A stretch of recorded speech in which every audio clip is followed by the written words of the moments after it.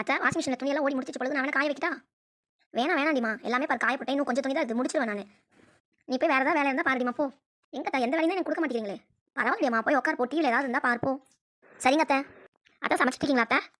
ஆமாடிமா. நான் வேணா காயெல்லாம் நறுக்கி தட்டுங்களா அத்தை? இல்லைம்மா, முடிஞ்சிச்சு, அவ்வளோதான் முடிச்சிட்டேன். ஐயோ அத்தை பாவம், காலிலேருந்து அவங்களே வேலை செஞ்சுட்டு இருக்காங்களே, எந்த வேலையும் தர மாட்டேங்கிறாங்களே. இந்தாடிமா, இதை எடுத்து போய் டைனிங் டேபிளில் வையே, நம்ம 2 பேரும் சாப்பிடலாம். சரிங்க அத்தை.